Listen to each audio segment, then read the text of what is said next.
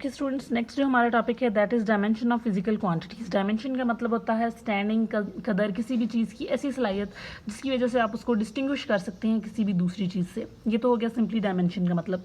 उसके बाद हम देखते हैं कि फिजिकल या बेस क्वांटिटीज़ की फॉर्म में हम लोग किस तरह डायमेंशन को एक्सप्रेस करते हैं। तो आपके पास क्या होता है कि कोई भी जो भी आपकी बेस क्वांटिटी है वो कॉरेस्पॉन्ड कर रही होती है किसी न किसी डायमेंशन को। और डायमेंशन आप क्या करते हो कि डिनोट करते हो स्क्वायर ब्रैकेट से और उसके अंदर सिंबल लगा देते हो जिस भी चीज़ की डायमेंशन की आप बात कर रहे हो। बेसिक आप लोगों के पास 3 डायमेंशंस हैं, that is length, math and time. और उनको आप लोग डायमेंशंस की फॉर्म में इस तरह करके एक्सप्रेस करते हैं। लेंथ है तो साइडों पे आप लोग ब्रैकेट लगा देंगे स्क्वायर ब्रैकेट और अंदर साइन एल। इसी तरह अगर आपके पास मैथ है तो that is capital M and square brackets. Time के केस में भी इसी तरह आप लोगों के पास क्या है, टाइम है और साथ में टी है और साथ में आप लोगों के पास क्या है, square brackets. Students, dimension express करने का डायमेंशन में मतलब क्या है, ये इसलिए की जाती है कि आपके पास जो भी विड्थ होती है, फॉर एग्जांपल आपके पास लेंथ होती है, आपके पास डायमीटर है, इवन आप डिस्टेंस की बात करें, डिस्प्लेसमेंट की बात करें, ये सब चीज़ें आप लोगों के पास क्या होती हैं, किसी ना किसी तरह की लेंथ होती है जिसको आप मेजर कर रहे होते हो। ठीक है, जब आप एरिया मेजर करते हो तो उसमें आपके पास ये सब चीज़ आ जाएगी। ठीक है, लेकिन अगर आप किसी एक पॉइंट सा कि इसका दूसरे पॉइंट तक डिस्टेंस फाइंड कर रहे हो तो ये हमेशा लेंथ के अंदर फॉल करेगा। चाहे आप उस डिस्टेंस के अंदर विड्थ मेजर कर रहे हो, चाहे उसके आप अंदर लेंथ मेजर कर रहे हो, चाहे किसी सर्कल का डायमीटर कर रहे हो, लेकिन अगर आप एज लॉन्ग एज एक पॉइंट से दूसरे पॉइंट का जस्ट जो है वो ये लाइन का डिस्टेंस मेजर कर रहे हो, मीटर रॉड के साथ मेजर कर रहे हो, मीटर्स में मेजर कर रहे हो, तो that is fall in the category of length. और उसकी आप लोगों के पास क्या होगी, ये वाली डायमेंशन होगी। इसी तरह अगर आप मैथ्स की बात करते हैं तो किसी भी चीज़ का मैथ्स हो उसको आप इसी डायमेंशन के साथ करेंगे, उसकी यही क्वालिटी होगी। मैथ्स वो रखता है तो वो मैटर है, और वो मैथ्स जो है वो एम के साथ इस तरह करके एक्सप्रेस किया जाएगा इस डायमेंशन में। उसके बाद अगर आप टाइम की बात कर रहे हो तो टाइम भी आप लोगों के पास क्या है कि एक बहुत बेसिक क्वांटिटी है, और उसको आप लोग इस तरह करके एक्सप्रेस कर सकते हो कि आपके पास क्या है, टाइम टी है और कैपिटल टी है और साथ में आप लोगों के पास क्या है, स्क्वायर ब्रैकेट्स है।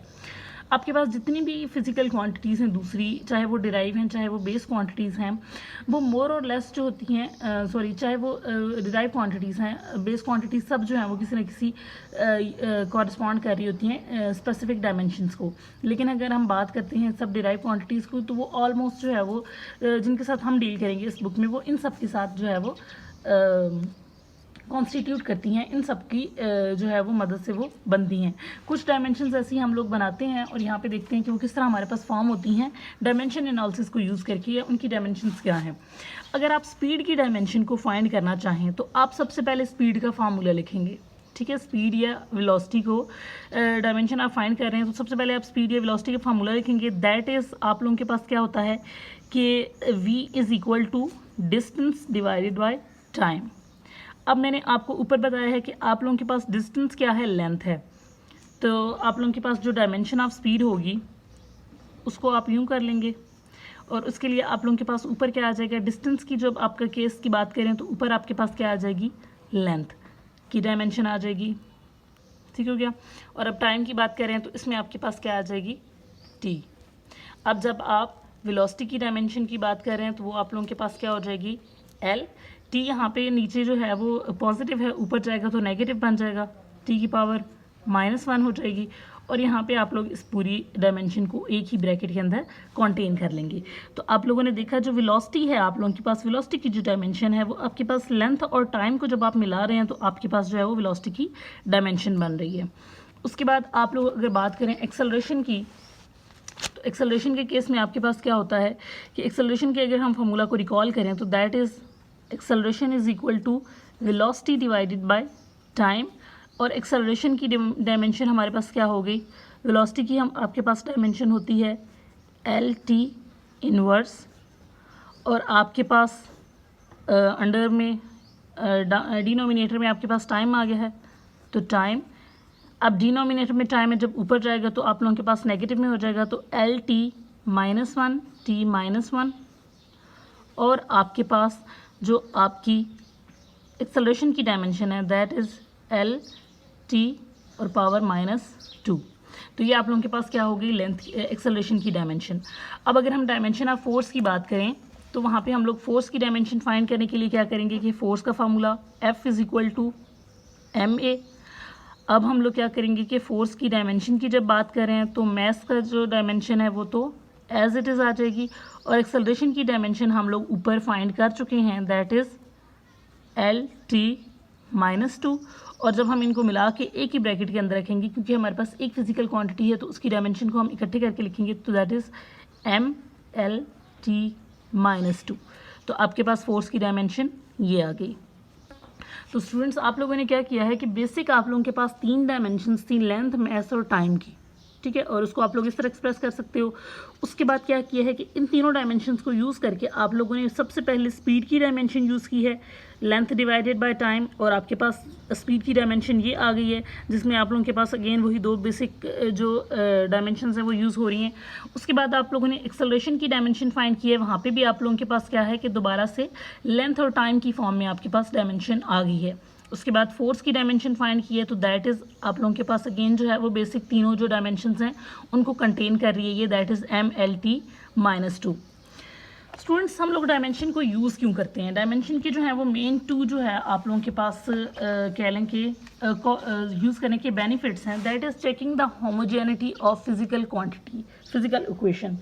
इसका मतलब क्या है कि अगर आपके पास कोई भी फिजिकल इक्वेशन प्रेजेंट है और आप लोग नहीं देख रहे कि नहीं, आप लोग उसको कंटेन कर पा रहे कि इसकी लेफ्ट साइड और राइट साइड इक्वल है कि नहीं, कभी आप किसी न्यूमेरिकल को भी परफॉर्म करते हैं और आपको नहीं समझ आती कि आपके पास जो भी आंसर आ रहा है, जो भी आप लोगों ने फार्मूला डिराइव किया है, क्या वो ठीक है या नहीं, आपकी लेफ्ट साइड और राइट साइड इक्वल नहीं आ रही, तो उसको लेफ्ट और राइट साइड को इक्वल चेक करने के लिए आप क्या करते हो कि डायमेंशन एनालिसिस कर सकते हो। इसकी एग्जांपल यहाँ पे एग्जांपल 1.4 में दी गई है। फॉर एग्जांपल, आपके पास एक फार्मूला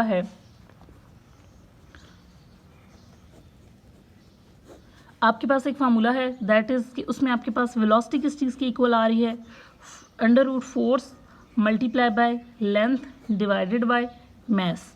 अब ये फार्मूला है, आप लोगों के पास इस फार्मूला से फेमिलियर नहीं है हम लोग, लेकिन हम लोग क्या करेंगे कि डायमेंशन एनालिसिस को इसके ऊपर अप्लाई करेंगे और चेक करेंगे कि हमारे पास ये फार्मूला करेक्ट है कि नहीं। इस चीज़ को देखने के लिए हम क्या करेंगे कि वेलोसिटी की डायमेंशन को लिखेंगे, वेलोसिटी की dimension is equal to force की डायमेंशन, लेंथ की डायमेंशन डिवाइडेड बाय मैस की डायमेंशन, और ऊपर इसकी पावर सबकी क्या है 1/2, क्योंकि आपके पास अंडर रूट की जो पावर होती है दैट इज़ 1/2। तो अब आप लोगों ने क्या किया है कि इन सब की डायमेंशंस को हम लिखते हैं। लेंथ की, वेलोसिटी की डायमेंशन ऊपर हम लोग निकाल चुके थे, LT-1। फोर्स की डायमेंशन भी हम लोग निकाल चुके हैं, दैट इज़ MLT-2। उसके बाद लेंथ की dimension L divided by again नीचे आपके पास मैस है, तो दैट इज़ डायमेंशन M, और इस सब की पावर 1/2। अब आपके पास क्या है कि जो आपके पास मैस है यहाँ से ऊपर के साथ कैंसिल हो जाएगा, और आपके पास क्या डायमेंशन बन जाएगी L और L, 2 L हैं तो L² बन जाएगा, और T की पावर ऑलरेडी आपके पास -2 है, और यहाँ पे आपके पास क्या है 1/2। अब अगर आप पूरी पावर में से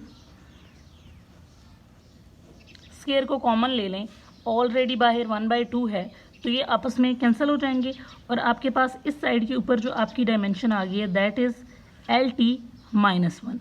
अब आपके पास यहाँ पे लेफ्ट साइड पे जो डायमेंशन की फॉर्म है वही आप लोगों के पास राइट साइड पे भी आ गई है, दैट्स मीन कि आपके पास ये जो फार्मूला है ये करेक्ट है। अब आपके पास यहाँ पे आप लोगों ने देखा कि एक फार्मूला था, सिंपली आप लोगों ने उस फार्मूला को देखा और आप लोग नहीं ये अंदाज़ा लगा सकते कि ये फार्मूला ठीक है या गलत है, तो आप लोगों ने क्या किया, डायमेंशन एनालिसिस कर लिया, और उसकी मदद से आप लोगों ने देख लिया कि आपके पास जो भी फार्मूला यूज़ हुआ है वो आप लोगों के पास ठीक है।